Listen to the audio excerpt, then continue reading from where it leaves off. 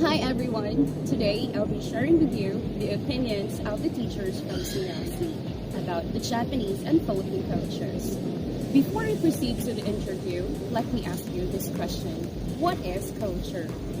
Culture is in characteristics and knowledge of a particular group of people encompassing language, religion, social habits, cuisine, music, and arts. I still have here my second question. My second question is, where does the word culture derive from?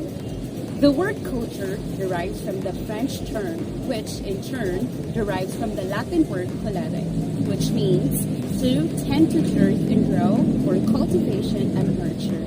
Now, let's begin our interview.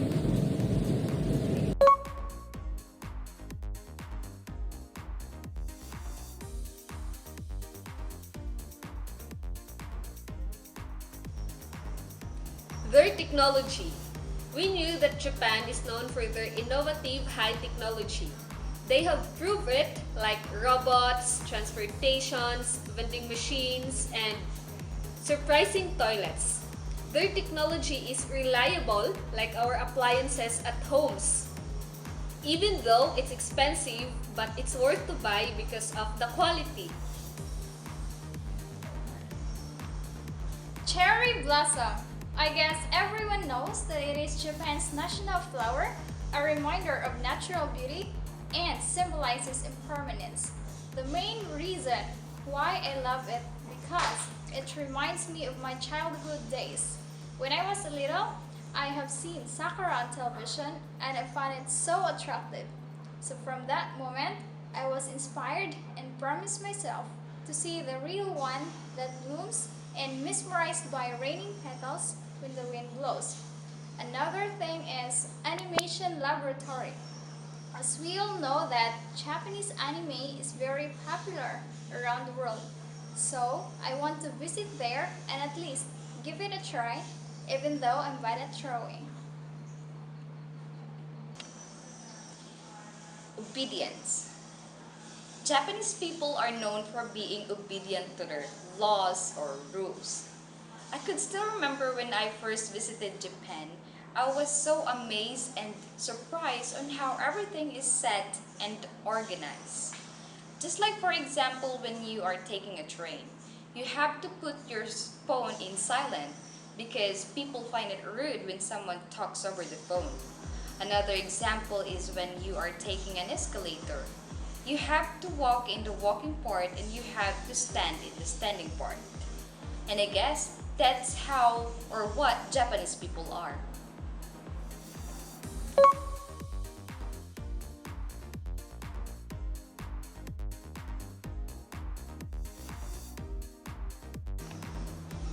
Well, Japanese and Filipinos have similarities in terms of culture. Firstly, both are known for being hospitable. They are welcoming visitors with an open arms and respect each other's culture. In the Philippines, it is so-called feel at home. Another is when it comes to food, especially in presenting it, both see to it that the food looks beautiful and appealing to the eye. However, Filipinos do it during special occasions. Next is, both can't go without rice. Rice is life for Japanese and Filipinos. Fourthly, removing of shoes or slippers before entering the house. Lastly, both have superstitions when the use of eating utensils. However, they have different meaning.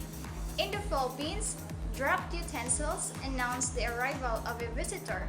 If it's a fork, indicates a man. If it's a spoon, indicates a woman.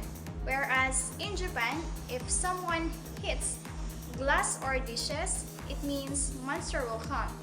To sum it up, let's value our own pace of culture.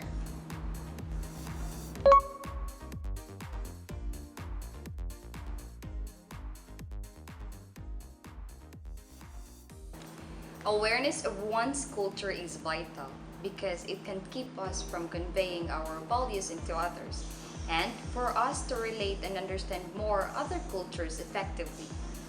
Culture plays an important role in shaping our principles and morals. And It is an invincible bond that ties a community together. So, take time and reflect on who you are, where you came from, and what you believe in. Self-reflection is the first step of self-discovery.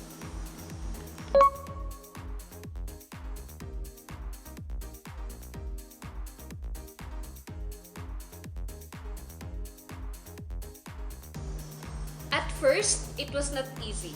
Not all Japanese students have the same English level, especially beginner students. As a teacher, you don't have to rush, but to take it slowly to be able to understand what you are talking. Yes, we can't deny that sometimes it loses our patience. I have encountered a lot of Japanese students and it was difficult for them to adapt, particularly they have their own language and not used to speak English. Being a teacher is a challenging and influential one. So, I have to make the most out of it every single day with my students. Like for Japanese students, they tend to be shy at first, but when they feel comfortable, they will be able to express themselves. Here's one of my experiences that I couldn't forget ever since then. I had this student who was eager to learn despite of her age. She had an amazing story and I was inspired about it. She had an eye surgery twice and possibly no chance to see at all. But as long as she can, she won't give up hitting the books. So I always tell my students that every day is an opportunity. It's quite difficult at first, but by doing it little by little, they will experience the sweetness in life. Handling Japanese students isn't easy, especially during the first day of the class, because most of them are too shy and don't have the confidence to speak up the language. So, you have to make them comfortable inside your class and get their interest so that they can fully speak up their minds.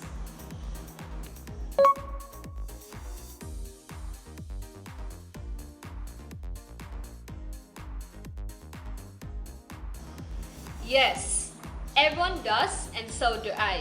To visit Japan is one of my dreams since I was a kid. I was influenced from what I have seen in animations and Japanese movies. They have an amazing tourist destinations like shrines and temples that would definitely enjoyable. I have been interested to their culture as well as their mouth-watering foods.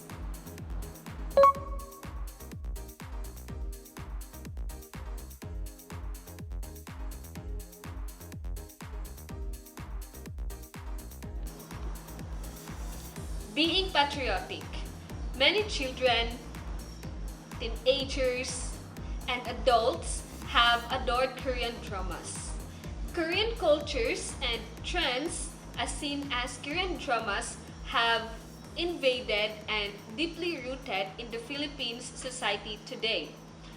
Korean dramas have greatly influenced the food, fashion, cosmetics, music, entertainment industries, as well as people's views and preferences. Actually, all cultures have its own uniqueness, ways, and capabilities.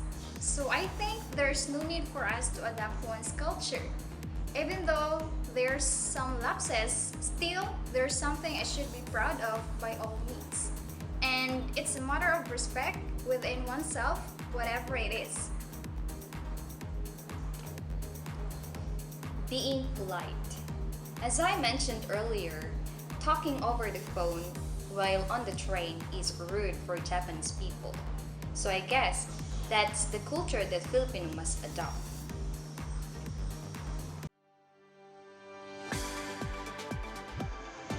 Filipinos are taught on how to speak and learn about the English language, even during their primary school days. In fact, some parents speak English to their kids at home. And so today, we're gonna ask some teachers from Campus Languages Center to share to us the importance of the English language. So what are we waiting for? Let's go!